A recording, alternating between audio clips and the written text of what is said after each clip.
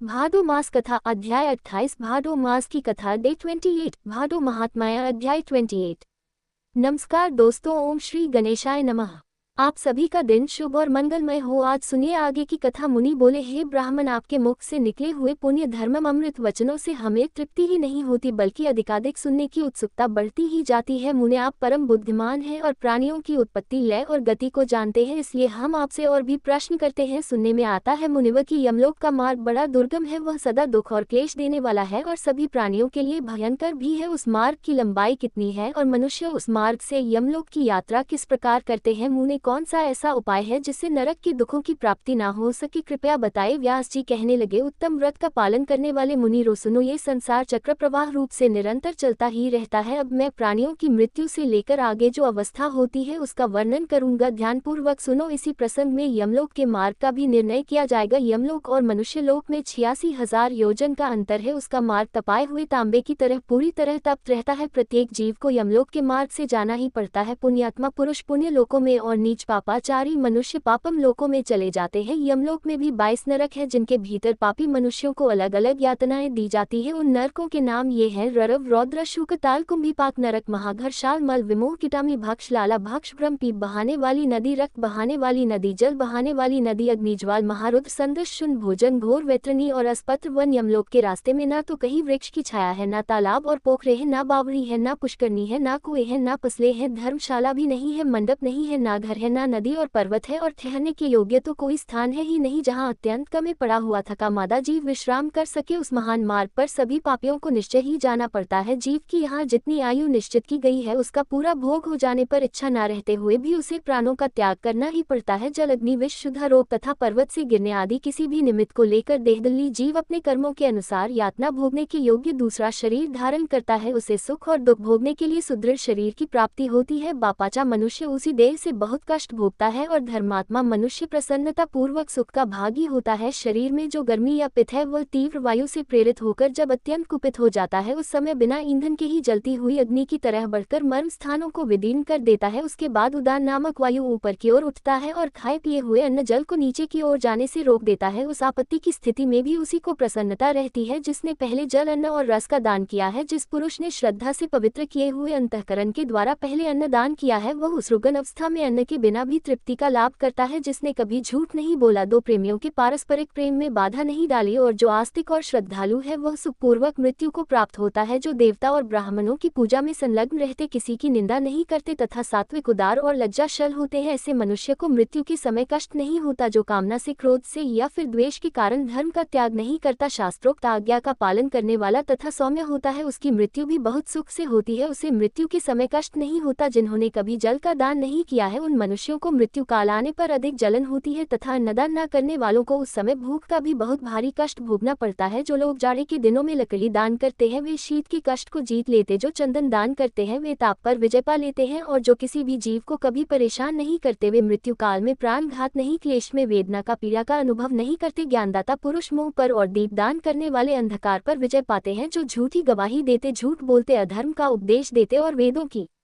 निंदा करते हैं वे सब लोग मूर्छाग्रस्त होकर मृत्यु को प्राप्त होते हैं। ऐसे लोगों की मृत्यु के समय यमराज के दुष्ट दूत हाथों में हथौड़ी और मुद्गर लिए आते हैं, बहुत भयंकर होते हैं और उनके देह से दुर्गंध निकलती रहती है। उन यमदूतों पर दृष्टि पड़ते ही मनुष्य कांप उठता है और भाई, माता तथा पुत्रों का नाम लेकर बार बार चिल्लाने लगता है। उस समय उसकी वाणी स्पष्ट समझ में नहीं आती, एक ही शब्द, एक ही आवाज से जान पड़ती है। भय के मारे रोगी की आंखें झूमने लगती हैं और उसका मुख सूख जाता है, उसकी सांस ऊपर को उठने लगती है, दृष्टि की शक्ति भी नष्ट हो जाती है। फिर वह अत्यंत पीड़ा से पीड़ित होकर उस विशाल शरीर को छोड़ देता है और वायु के सहारे चलता हुआ वैसे ही दूसरे शरीर को धारण कर लेता है जो रूप, रंग और अवस्था में पहले शरीर के समान ही होता है। वह शरीर माता पिता के गर्भ से पर नहीं कर्मों से होता है और यातना भोग करने के लिए ही मिलता है, उसी से यातना भोगनी पड़ती है। इसके बाद यमराज के दूत जल्दी ही उसे दारुण पासों से बांध लेते हैं। मृत्यु काल आने पर जीव को बड़ी पीड़ा, बड़ा दर्द होता है जिससे वह अत्यंत व्याकुल हो जाता है। उस समय सब भूतों से उसके शरीर का संबंध टूट जाता है, प्राण वायु कंठ तक आ जाती है और जीव शरीर से निकलते समय जोर जोर से रोता है। माता पिता भाई मामा स्त्री पुत्र मित्र और गुरु सबसे नाता छूट जाता है। सभी सगे संबंधी नेत्रों में आंसू भरे दुखी होकर उसे देखते रह जाते हैं और वह अपने शरीर को त्याग कर यमलोक के मार्ग पर वायु रूप होकर चला जाता है। वह मार्ग अंधकार से भरा हुआ, अपार, अत्यंत भयंकर तथा पापियों के लिए अत्यंत दुर्गम होता है। यमदूत पाश में बांधकर उसे खींचते और मुद्गर से पीटते हुए उस विशाल पथ पर ले जाते हैं। यमदूतों के अनेक रूप होते हैं। वे देखने में बड़े डरावने और सभी प्राणियों को भय पहुंचाने वाले होते हैं। उनके विकराल मुख, नासिका, टेढ़ी आंखें, तीन थोड़ी कपोल और मुख फैले हुए तथा ओठ लंबे होते हैं। वे अपने हाथों में विकराल और भयंकर आयुध लिए रहते हैं। उन आयुध से आग की लपटें निकलती रहती है। पाश, सांकल और डंडे से भय पहुंचाने वाले महाबली महाभयंकर यम किंक यमराज की आज्ञा से प्राणियों की आयु समाप्त होने पर उन्हें लेने के लिए आते हैं। जीव यातना भोगने के लिए अपने कर्म के अनुसार जो भी शरीर ग्रहण करता है उसे ही यमराज के दूत यमलोक में ले जाते हैं। वे उसे कालपाश में बांधकर पैरों में बेड़ी डाल देते हैं। बेड़ी की साकल वज्र के समान कठोर होती है। मकिंक क्रोध में भरकर उस बंधे हुए जीव को तरह तरह से पीटते हुए ले जाते हैं। वह लड़खड़ा कर गिरता है, रोता है और हाय हाय कहकर बार बार चिल्लाता रहता है। तब भी जो दूषित कर्म वाले उस पापी को वे तीखे शूल, मुद्गर, खड्ग और शक्ति के प्रहार और वज्र में भयंकर दंडों से घायल करके जोर जोर से डांटते हैं। कभी कभी तो एक एक पापी को अनेक यमदूत चारों ओर से घेर कर पीटते हैं। बेचारा जीव दुख से पीड़ित होकर मूर्छित होकर इधर उधर गिरता पड़ता है। फिर भी वे दूत उस पर तरस नहीं खाते, उसे घसीट कर ले जाते हैं। कहीं भयभीत होते, कहीं दुख पाते, कहीं लड़खड़ाते और कहीं दुख से बहुत जोर जोर से चीखते चिल्लाते हुए जीवों को उस मार्ग से जाना पड़ता है। यमदूतों की फटकार पड़ने से वे बेचैन हो उठते हैं और भय से विबल होकर कांपते हुए शरीर से दौड़ने लगते हैं। यमलोक के मार्ग पर कहीं कांटे बिछे होते हैं, कुछ दूर तक तप हुई बालू मिलती है। जिन मनुष्यों ने एक दान नहीं किया है वे उस मार्ग पर जलते हुए पैरों से चलते हैं। जीवों की हिंसा करने वाले मनुष्यों के सब और मरे हुए बकरों की लाशें पड़ी होती है, जिनकी जली और फटी हुई चमड़ी से मैदे और रक्त की दुर्गंध आती रहती है। वे पीड़ा से पीड़ित होकर जोर जोर से चीखते चिल्लाते हुए यम मार्ग की यात्रा करते हैं। शक्ति, भिंदर, खड्ग, तोमर, बाण और तीखी नोक वाले शूल से उनका अंगम छेद दिया जाता है। कुत्ते, बाघ, भेड़िए और कौवे उनके शरीर का मांस नोच नोच कर खाते रहते हैं। मांस खाने वाले लोग उस मार्ग पर चलते समय आरे से चीरे जाते हैं। सू अपनी दाढ़ से उनके शरीर को चीरते हैं। जो अपने ऊपर विश्वास करने वाले स्वामी, मित्र या स्त्री की हत्या कराते हैं वे शस्त्रों द्वारा छिन्न भिन्न और व्याकुल होकर यमलोक के मार्ग पर जाते हैं। जो निरपराध जीवों को मारते और मरवाते हैं वे राक्षसों की ग्रास बनकर उस मार्ग से यात्रा करते हैं। जो पराई स्त्रियों के वस्त्र उतारते हैं वे मरने पर नंगे करके दौड़ते हुए यमलोक मिलाए जाते हैं। जो दुरात्मा, पापा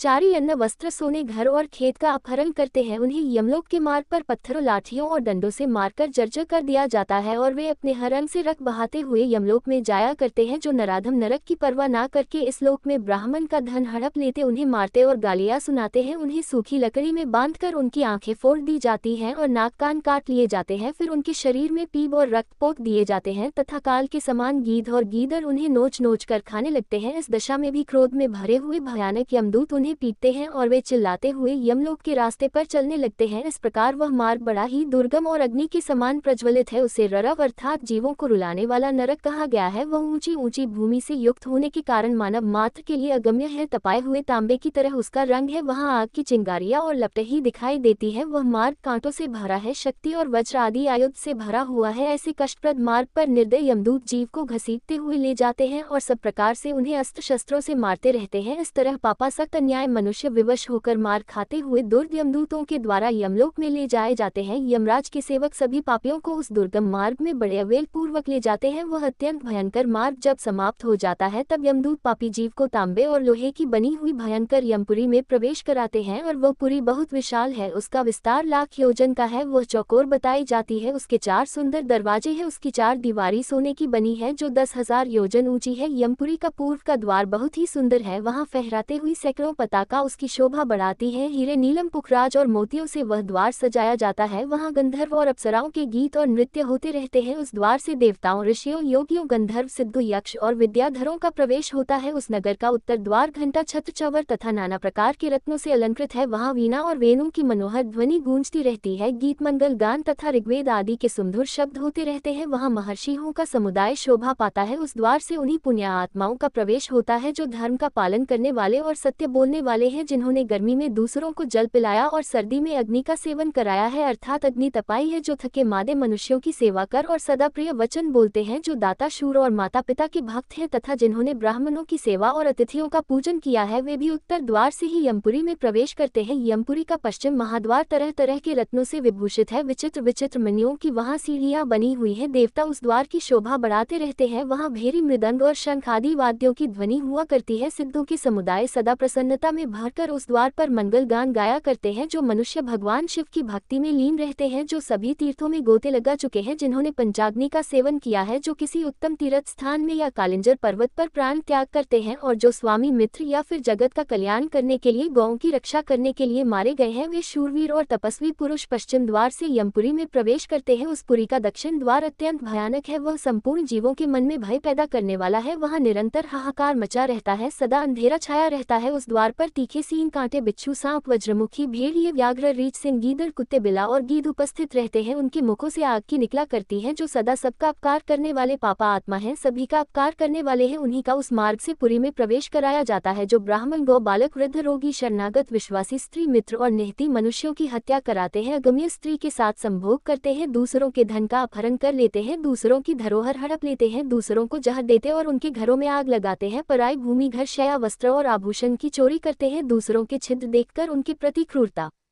का बर्ताव करते हैं, सदा झूठ बोलते हैं, गांव, नगर तथा राष्ट्र को महान दुख देते हैं, झूठी गवाही देते, कन्या बेचते, अभ्य भोजन खाते हैं, पुत्री और पुत्र वधू के साथ समागम करते, माता पिता को कड़वे वचन सुनाते और अन्य सभी पापों में संलग्न रहते हैं। वे सब दक्षिण द्वार से यमपुरी में प्रवेश करते हैं। मुनियों ने पूछा है, तपोधन पापी मनुष्य दक्षिण मार्ग से यमपुरी में किस प्रकार प्रवेश करते हैं, ये भी हम सुनना चाहते हैं, कृपया आप विस्तार पूर्वक बताइए। तब व्यास जी ने जो कुछ भी कहा उसका वृतांत आप सभी अगले अध्याय में जरूर सुनिएगा। अब भादव मास समाप्त होने को है, ऐसे में अब तक जिन्होंने भी हमारे चैनल पर इन कथाओं को सुना है, उन सभी का बहुत बहुत धन्यवाद। उम्मीद है आप हर दिन इन कथाओं को और आने वाले महीने की सभी कथाओं को भी इसी प्रकार अपना प्यार देते रहेंगे।